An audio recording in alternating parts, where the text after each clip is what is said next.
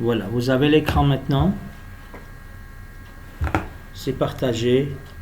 Oui, monsieur. Oui, monsieur.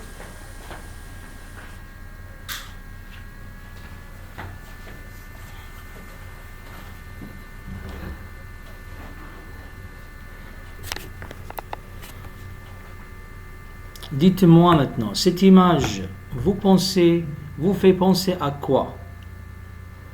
Quand vous voyez cette image, vous pensez qu'il s'agit de quoi?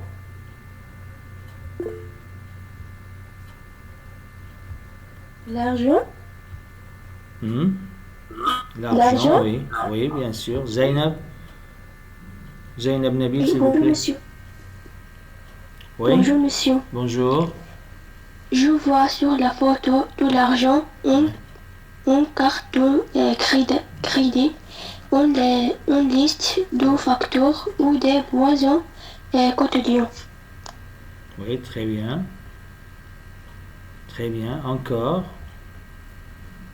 Oui. Bara, qu'est-ce qu'il y a dans l'image? Ça fait penser à quoi? Oui. La photo pense la vie ric-rac, la famille. La vie ric-rac d'une famille. Oui, encore. Merci. Dua, s'il vous plaît. Dua Qais. Oui.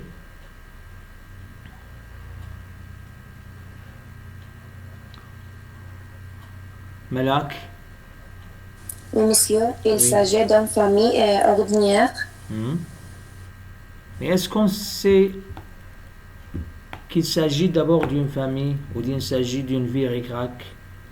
Est-ce que l'image nous donne cette possibilité? Qu'est-ce que vous pensez, Triba? On parle Oui, d'abord je crois de que l'image. Oui. il s'agit des salaires des employés, comment ils dépensent les salaires et bien comment ils contrôlent les exigences. Qu'est-ce qu'il y a ici dans la main? À côté de l'argent, qu'est-ce qu'il y a? C'est quoi? Il y a une liste des choses. C'est une Je pense facture. que les prix des produits. Et c'est une facture. N'est-ce pas? C'est Oui. une facture, oui. Merci. Ah là, vous voulez ajouter quelque chose? Non, monsieur. Ok, merci. معلش. Bon, أيوة. bon, merci. Donc d'abord, dans l'image, il y a de l'argent, il y a des cartes. Ça peut être des cartes de crédit, carte vitale, une carte bancaire, on ne sait pas. Mais l'image nous donne l'idée de l'économie. Et quelle économie? C'est l'économie d'une famille. Ici, vous avez une facture et des billets, c'est-à-dire de l'argent. Voilà. Donc, cela veut dire qu'il y a des dépenses. Qu'il y a des dépenses. C'est-à-dire, on parle ici de la partie économique d'une famille. Mais on ne sait pas encore de quelle famille s'agit-il. Est-ce qu'il s'agit d'une famille française ou d'autres familles? Est-ce que vous êtes d'accord avec moi?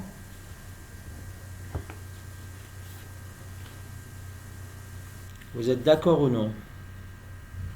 Oui, monsieur. Oui, monsieur. Ok, donc, ici à l'aide du titre, la vie ric-rac d'une famille ordinaire. Pourquoi on a dit famille ordinaire? On n'a pas encore lu le texte. Mais vous l'avez déjà lu, chez vous bien sûr. Mais maintenant, on n'a pas encore lu le texte. Le titre, qu'est-ce qu'il nous montre? La vie ric-rac d'une famille ordinaire. Pourquoi on a dit ordinaire? Ça nous montre quoi? Oui?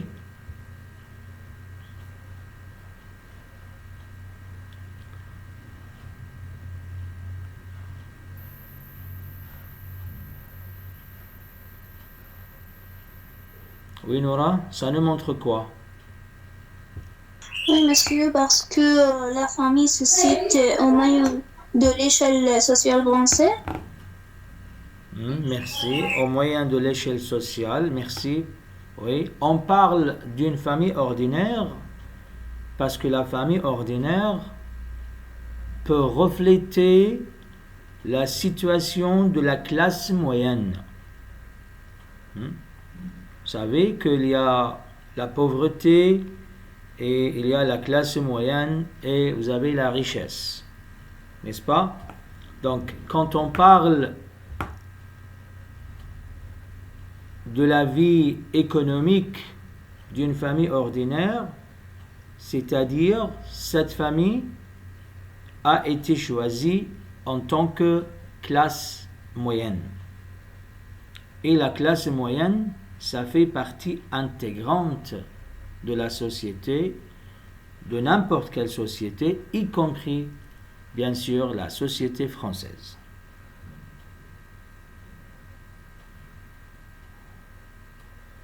La classe moyenne fait partie très importante des sociétés. Ça peut être la moitié de la société. Ça peut être 40%, ça peut être 30% de n'importe quelle société. Quand on va lire le texte, on va choisir qu'il s'agit ou qu'il s'agira d'une famille française, bien sûr. Mais ici, le titre n'a aucune indication pour nous dire qu'il s'agit d'une famille française. On parle seulement d'une famille ordinaire et l'argent ici c'est les euros qui peuvent nous montrer qu'il s'agit d'une famille européenne. Voilà. Maintenant pour parler de la classe moyenne, pour savoir qu'est-ce que ça veut dire une classe moyenne, permettez-moi de partager avec vous une petite vidéo YouTube. Bon, attendez-moi quelques secondes s'il vous plaît.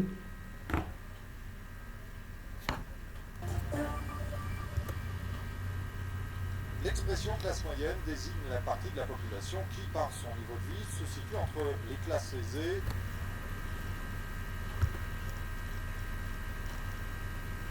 classe sociale qui varie selon les époques et les pays. Il n'y a pas de définition objective ni de formule scientifique, mathématique très précise ou incontestable. Il existe quand même des tentatives d'approche par catégorie socio-professionnelle par écart. Oui, maintenant je vais hausser la voix, le son, pardon. Ok. Selon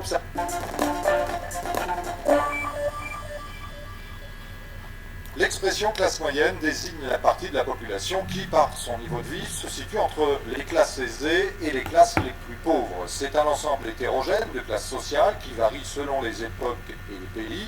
Il n'y a pas de définition objective ni de formule scientifique, mathématique très précise ou incontestable. Il existe quand même des tentatives d'approche. Oui. Pas encore, monsieur.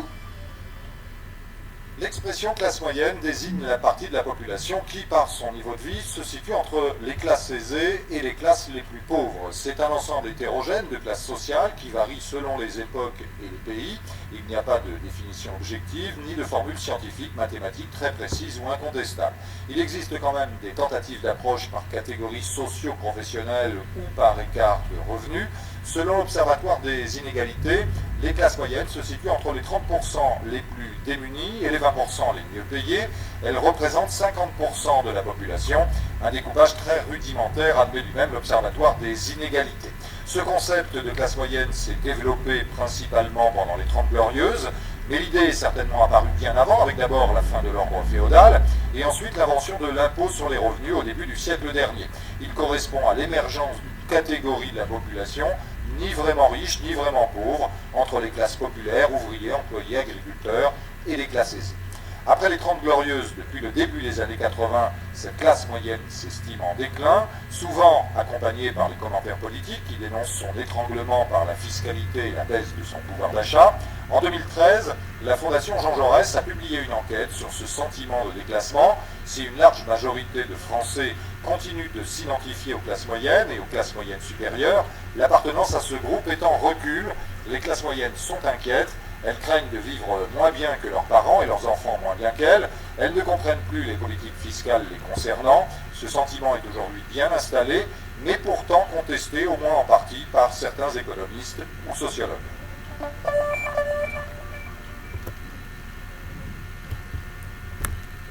Bon, je ne sais pas si la vidéo était bien claire pour vous ou non. Est-ce que vous avez compris ce qui a été dit dans la vidéo ou non?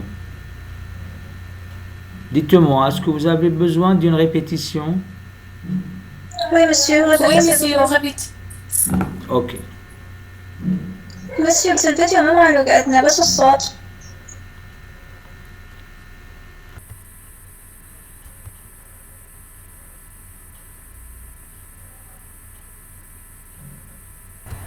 Bon, très bien. C'était juste pour éclaircir la notion ou le terme de la classe moyenne. Qu'est-ce que ça veut dire la classe moyenne?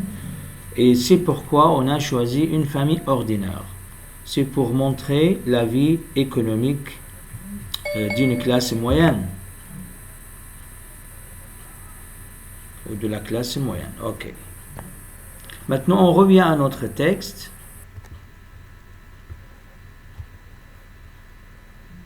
Qui commence? Oui, monsieur. Non, levez la main, s'il vous plaît. Oui, Fatma Ahmed, s'il vous plaît. Lisez le premier paragraphe.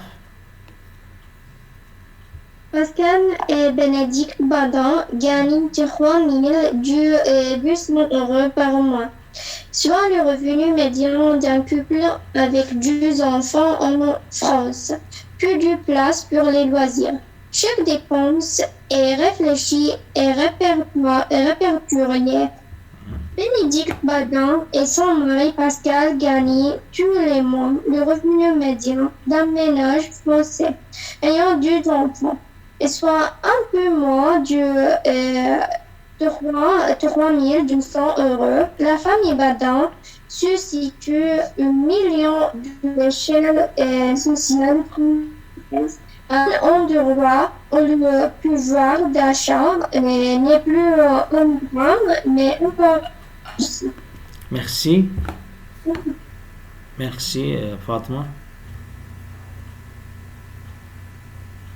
Qui encore?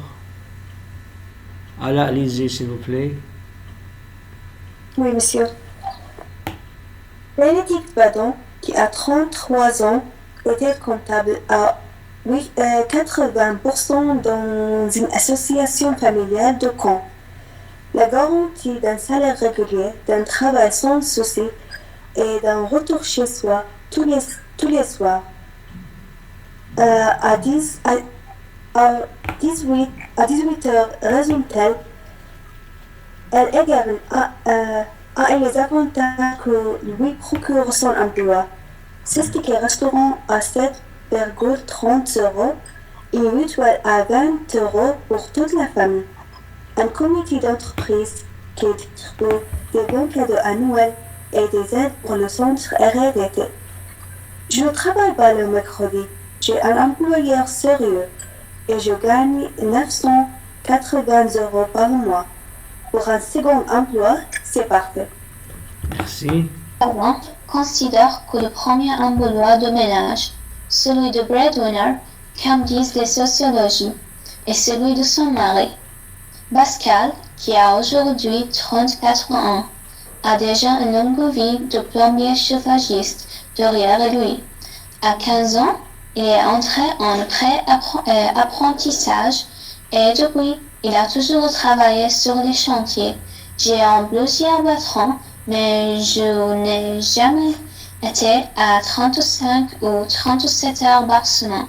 Ouais. Je gagne 15 000 € par mois pour 40 heures et 15 de poulet par semaine. Le travail, ça ne me fait pas peur. Merci. Paragraphe numéro 4. Nous avons qui? Mohamed Ali, s'il vous plaît. Oui, monsieur. Oui, on vous écoute. Avec le doux salaire, la prime de Noël de Pascal, les allocations, famille, la présentation concernant le mois de garde, le couple qui n'est pas impossible, gagner près de 3050 euros par mois. Pourrait ajouter un petit quelque chose, Benedicte Badin, Mohamed. Bénédicte Badin. Benedicte Badin se Oui. coupe le dimanche du portage de Ouest France. Oui. Ouest France est un journal français. Oui. De Ouest France dans son village de Mazidon Canon Calvados. Les journaux sont livrés devant la maison à 5h30. Je les distribue dans les boîtes ou lettres jusqu'à 8h30 et je passe à la Boulangerie. lingerie. Oui. Prendre du pain pour le petit déjeuner. Évidemment, je me lève tous les dimanches mal. Mais cela me rapporte 150 euros par mois. Merci, Mohamed. C'est Paragraphe numéro 5. Batoul, s'il vous plaît. Batoul Nasser. Oui, monsieur. Oui, continuez, s'il vous plaît.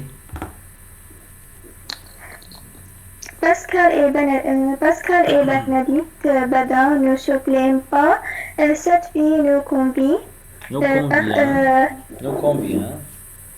Me convient parfaitement, insiste-t-il, mais ils reconnaissent que le quotidien exige une attention de tous les instants. Et si on ne se prive pas, on fait attention, rassure-il. Résume-t-il. Merci. Le paragraphe avant le dernier. Oui, Dhakr. Et après Dhakr, Taiba, s'il vous plaît. Oui. Oui, monsieur. Comme beaucoup de Français, le premier poste de leur budget est consacré l'augment en 2000 et pendant ont acquis grâce à un prêt sur 25 ans une maison abandonnée que Pascal restera de 16 semaines le soir et le week-end. Je suis tout le temps dans les travaux. Constate-t-il le remboursement de prêt représentait 930 euros par mois et les travaux 300 euros en moyenne, soit à 40% de leur budget. Mais cette maison est une priorité. Le reste,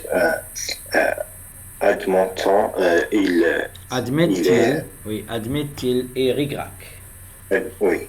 Merci Dhakr. Oui, Taiba. Dernier paragraphe. Ces dépenses faites, il ne reste plus grand-chose pour les loisirs. Un budget presque nul. Sorry, Bénédicte, pas de restaurant.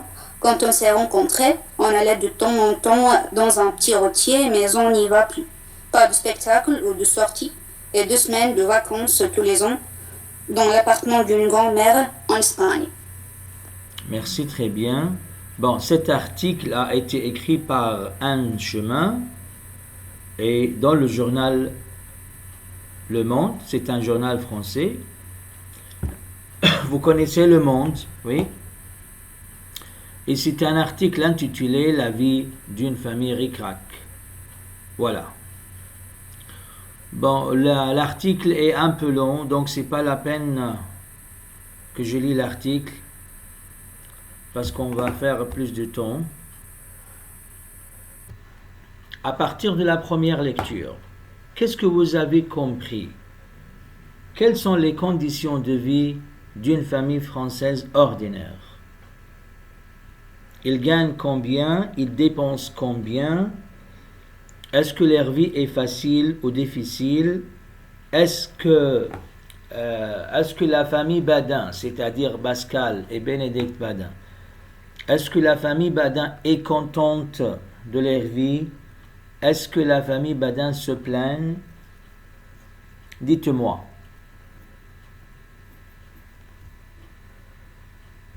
Oui, quelqu'un veut participer? Vous avez levé la main? Oui, Dua Qais? Oui, monsieur. Oui, vous avez levé la main ou non?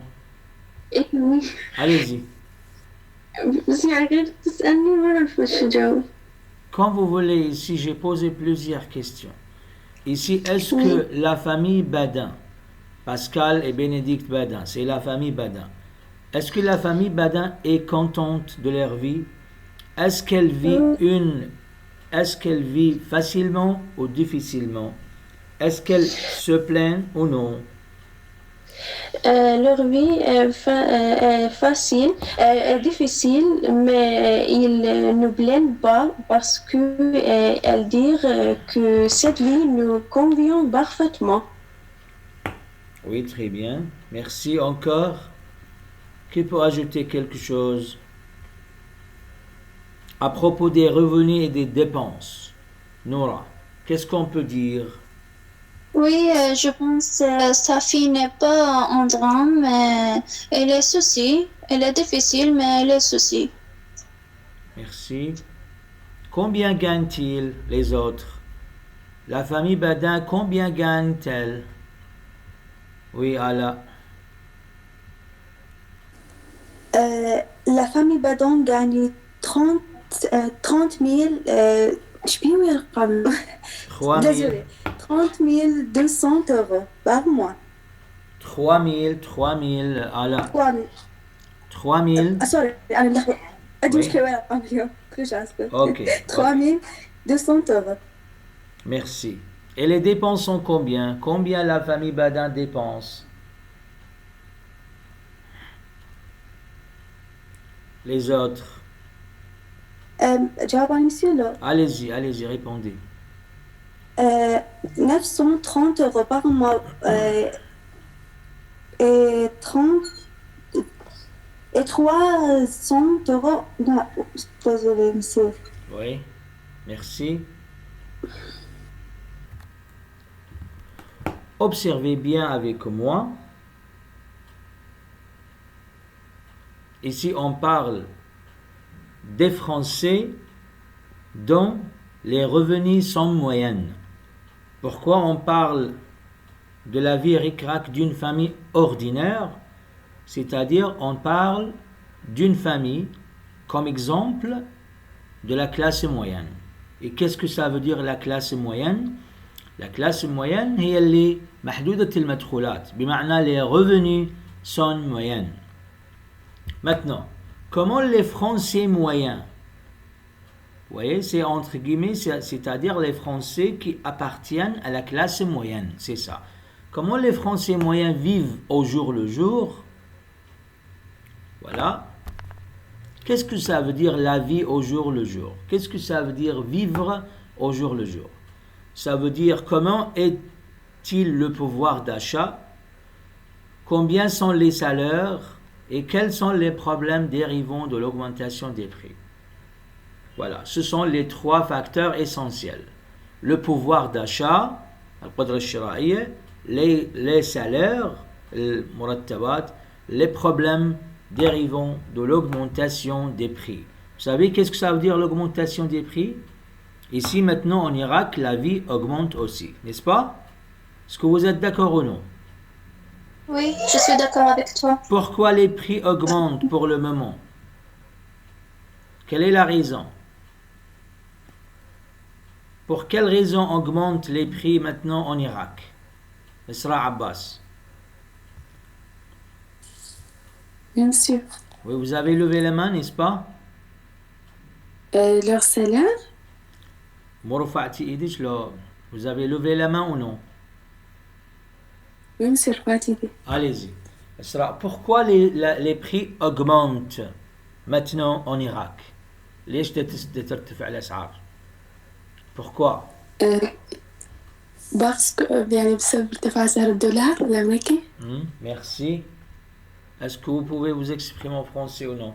Merci Isra, merci. Donc voilà, ce sont les trois facteurs qui sont essentiels dans la vie de la famille moyenne, c'est-à-dire de la famille d'une classe moyenne. Le pouvoir d'achat, les salaires, les problèmes dérivant de l'augmentation des prix. Voilà. Pourquoi les prix augmentent? C'est bien sûr pour plusieurs raisons. C'est un débat. Hein? Puis, 40% des Français font partie des classes moyennes. C'est un pourcentage très élevé, n'est-ce pas? 40% des Français font partie des classes moyennes. C'est-à-dire c'est presque la moitié. Ou c'est les 2/3 de la société française. Si on divise la société française en... Non, c'est pas les 2/3. En fait, c'est... Oui, c'est presque la moitié. 40%, c'est presque 50%. Qui sont des Français qui font partie des classes moyennes? من هم اللي يمثلون هذه الشريحة المتوسطة, la classe moyenne? Les employés, les ouvriers spécialisés, certains employés de commerce, les fonctionnaires, les instituteurs, les policiers, les postiers, etc.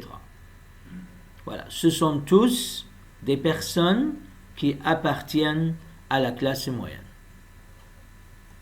Vous comprenez ou non? Oui, monsieur, c'est compris. Ok. Il y a une autre classe, il y a une autre communauté. Vous avez par exemple les artisans, les commerçants ou les professions libérales. Les artisans, أصحاب الحرف, les commerçants et ou les professions libérales sont propriétaires de leurs outils de production. هذول وضعهم شوية أفضل من السابقين. لأن ils sont des propriétaires de leurs outils de production et sont moins dépendants de facteurs extérieurs en cas de crise.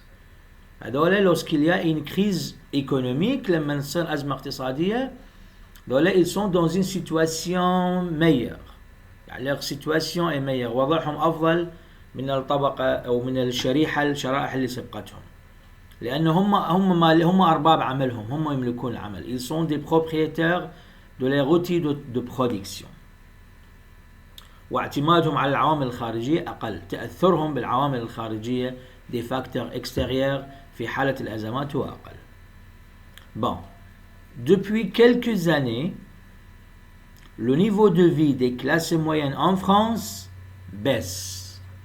Vous comprenez ça?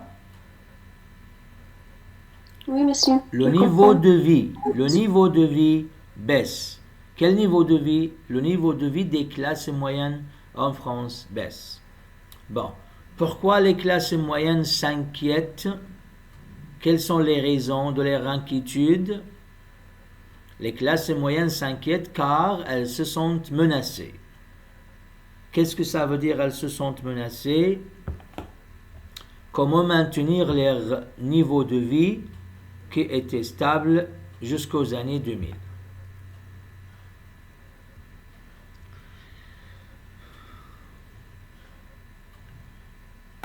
Voilà. Pourquoi ils sont menacés?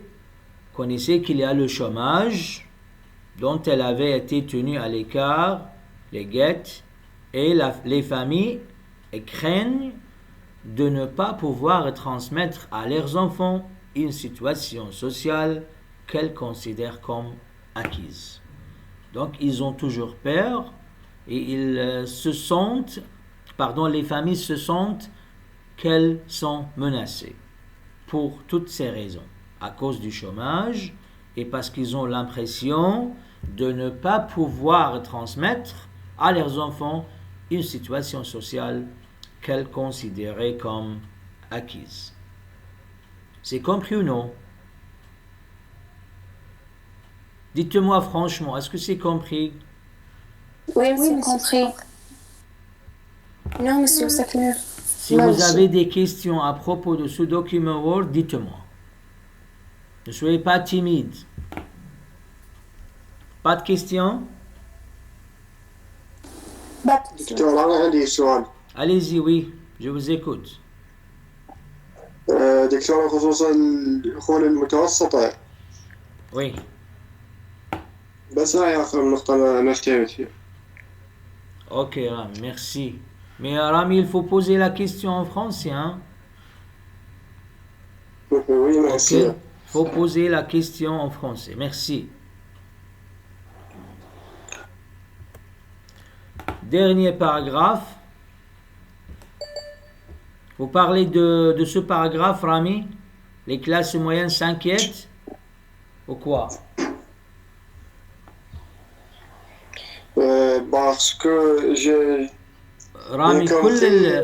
كل المحاضرة عن الدخل عن العوائل المتوسطة الدخل. فشنو سؤالك بالضبط؟ Est-ce que j'ai répondu à votre question ou non? دكتور أعتقد من راح نحل حفتهم أكثر. تمام. D'accord. Cette idée de la classe moyenne nous guide à un certain thème, lequel c'est le pouvoir d'achat, les revenus et les dépenses. Les revenus et les dépenses. Maintenant, je vais vous présenter, je vais partager avec vous un document concernant les revenus et les dépenses d'une famille française ordinaire. Monsieur. Voilà. Observez bien l'image. Qu'est-ce que vous avez ici? Ici à gauche, dans la première partie, vous avez les revenus. Qu'est-ce que ça veut dire les revenus? Les revenus, ça veut dire là où les salaires. Les revenus, ça veut dire les allocations aussi. Prime de Noël, allocation logement, total revenu. Et bien sûr, il n'existe pas de revenus exemplaires. Chaque famille a ses propres revenus. Observez ici les dépenses. Voilà. Loyer, mutuelle santé, cantine des enfants, frais de transport, électricité, gaz, eau, impôts locaux. Bon, ici, il y a un grand décalage entre les revenus et les dépenses. Les revenus sont 24 000, les dépenses sont 11 000 et demi. Donc, comment dire, c'est une famille qui peut être moyenne, لكن هذه moyenne من المجموعة الأولى ممكن اعتبارهم من الموين الأغنياء يعني، لأنه أكو فارق بين فبإمكانهم أن يدخروا. واضح؟ Il y a un décalage entre les revenus de la famille et les dépenses. Les revenus sont presque doublés.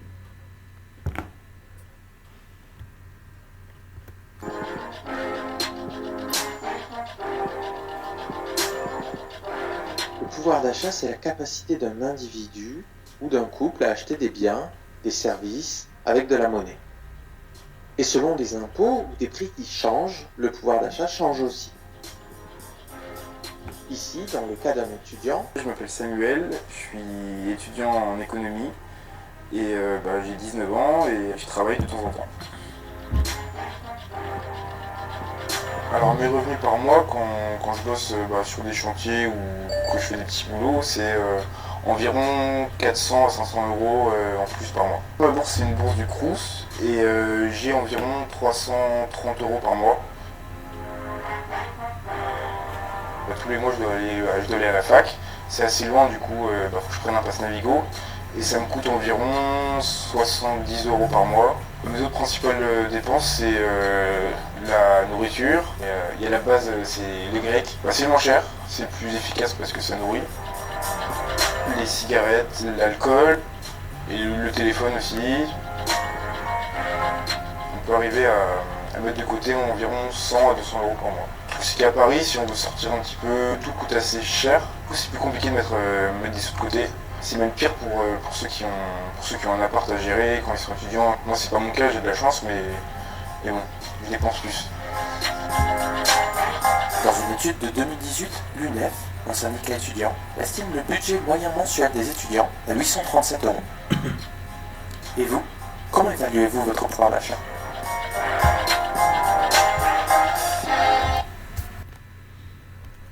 L'idée principale était de présenter les revenus et les dépenses d'un étudiant. C'est le cas d'un étudiant qui vit en France. Quels sont ses revenus et quelles sont ses dépenses? C'est ça. L'étudiant ici dans la vidéo reçoit une bourse comme revenu et il travaille. Il reçoit un salaire mensuel aussi. Donc son revenu sont modestes, sont simples. Et il dépense presque la même chose. Les dépenses sont, comme vous avez vu, les cigarettes, il boit, les sorties, la nourriture, etc. Voilà, ce sont des dépenses. Allez-y, maintenant on commence à faire les activités. Qui commence? C'est le tour de qui? Ruqayya Abdel Hafid, s'il vous plaît, commencez. Vite, s'il vous plaît, bonjour. Oui. La photo pour vérifier le titre de l'article et les chapitres. C'est le chant des oiseaux. Hein. On parle de cette famille parce que la famille Bardine suscite millions de l'échelle sociale française. De l'échelle sociale française. Oui. Répétez la réponse, s'il vous plaît. On parle de cette famille parce que quoi, Ruqayya? Parce que la famille Bardine suscite de l'échelle sociale française. Français, oui. L'échelle sociale française. Merci. Pourquoi on parle de cette famille? On parle de cette famille parce que cette famille, c'est-à-dire la famille Badin, se situe, où elle est au milieu de l'échelle sociale française, parce que c'est une famille ordinaire enfin. Numéro 2.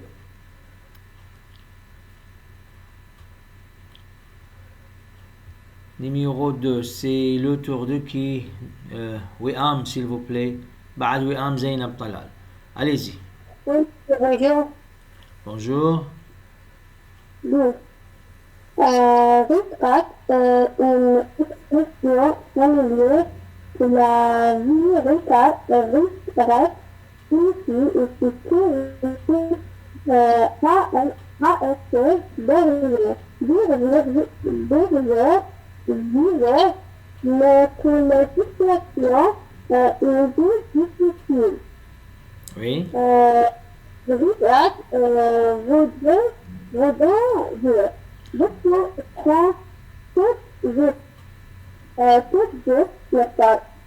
Merci. Ici, vous avez la définition du terme. Qu'est-ce que ça veut dire la vie ric-rac? La vie ric-rac signifie ici que le couple, c'est-à-dire la famille Badin, a assez d'argent pour vivre, mais que la situation est un peu difficile. C'est ça la définition du terme la vie ric-rac. Donc ric-rac veut donc dire quoi? Tout juste. C'est pas beaucoup, c'est pas trop, c'est tout juste. Merci. Ils trouvent leur vie très dure, supportable. Répétez la première plutôt phrase, agréable. Zainab, s'il vous plaît. Répétez la première phrase. Ils trouvent leur vie Oui, supportable, plutôt agréable. oui. Plutôt agréable, je pense. Plutôt agréable. Oui, la famille Badin Oui. trouve sa vie très dure, supportable, plutôt agréable. La bonne réponse, c'est plutôt agréable. Si vous observez ici dans le texte, لو تلاحظون هنا بالتكست اكو عبارات كثيرة. لاحظوا واحدة من عندها. Cette vie nous convient parfaitement. C'est-à-dire, elle ne se plaignent pas. Les deux époux, le couple, ne se plaignent pas. Ne se plaignent pas. Ok? Si on ne se prête pas, on fait attention. C'est les phrases.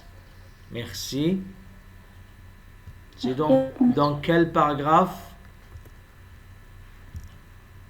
Ici, on ne se prive pas. On fait attention, n'est-ce pas? Oui, merci. Ok. Quel numéro? Numéro 2. Indiquez. Après Zainab Siki. Bara, allez-y. Bara Mundar. Oui, monsieur. Oui. Indiqué dans quel paragraphe on parle de revenus au bout de dépenses. Oui. Le paragraphe 1 et le paragraphe 2. On parle de quoi? De revenus? Bedeni Badine et son mari Pascal gagnent les mois le revenu médian d'un métier français ayant deux enfants de soi pour mois de 2000 euros. La famille Badine se situe au milieu de la Chine sociale française. Merci. Merci. Et Merci. Ça y est, merci. Indiquez dans quel paragraphe on parle de revenus puis de dépenses. Ici, vous avez le texte.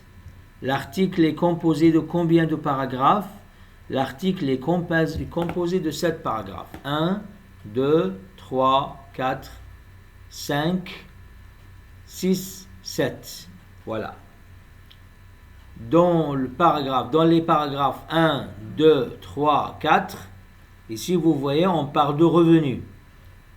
Là نتحدث عن المدخولات. تلاحظون au moins 3200 euros. Vous avez ici 980 euros. Ici 1500 euros, etc. Et paragraphe 4 aussi. 3050 euros. Voilà. Dans quel paragraphe on parle de dépenses? On parle de dépenses dans les autres paragraphes. Paragraphes 5, 6 et 7. هنا المصروفات يتحدث عن المصروفات. Oui. Non. Allez-y, trouvez une phrase indiquée. Activité numéro 3. Allez-y, c'est le tour de qui? ملاك زامل بعدها رقية. Oui, monsieur. وبعدها شهد عامر. Allez-y.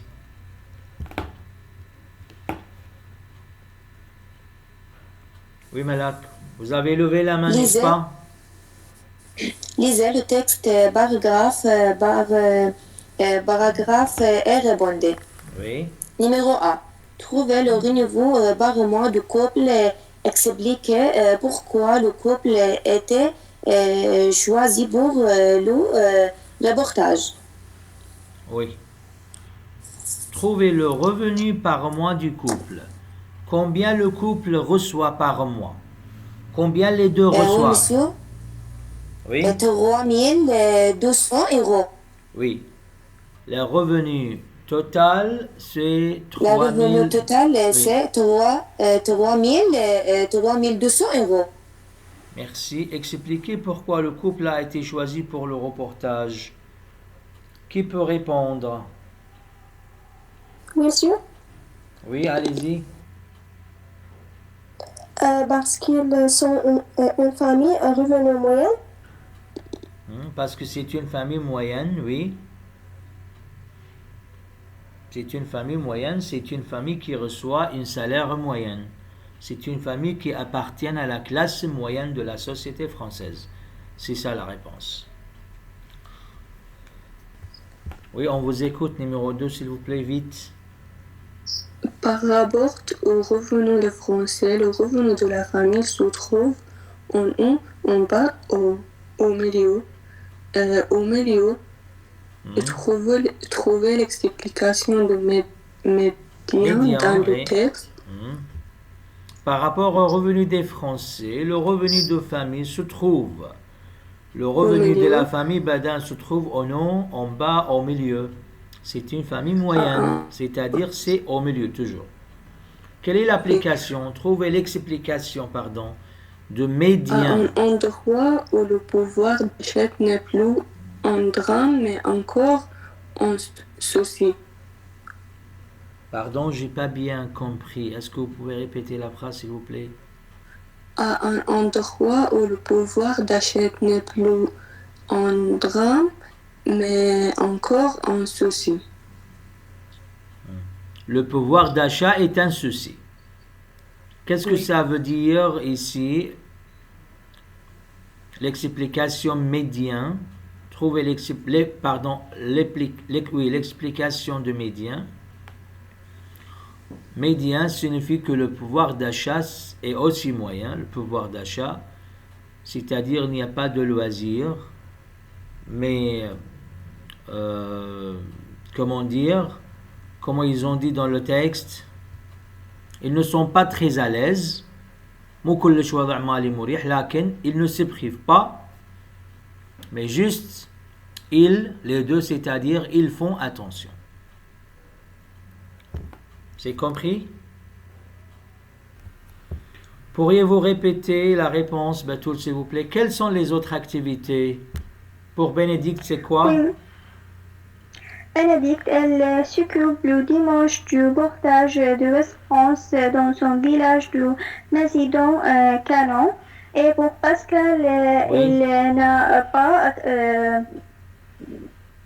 n'a pas d'autres activités? Oui, monsieur, Pascal, rien. Mais il restaure la maison, c'est pas une activité? Il ne reçoit pas un salaire pour ça. Oui, sans réception. Oui, il ne reçoit rien pour ça, mais il restaure la maison. C'est une activité non payée. C'est une activité qui se fait pour lui. Merci. Oui, monsieur. Est-ce que le couple paie des impôts ou non? Monsieur Adjao? Oui. Oui, on vous écoute, allez-y. Le couple, c'est imposable. Donc, la revenu du couple est imposable. Non imposable. Qu'est-ce que ça veut dire imposable, non imposable? Imposable, ça veut dire quelqu'un qui ne paye pas d'impôts. Oui. Imposable, c'est lorsqu'on paye des impôts. Non imposable, c'est-à-dire on ne paye pas des impôts. C'est clair ou non? Imposable, c'est-à-dire il faut payer des impôts, y compris les impôts. Non imposable, c'est le contraire.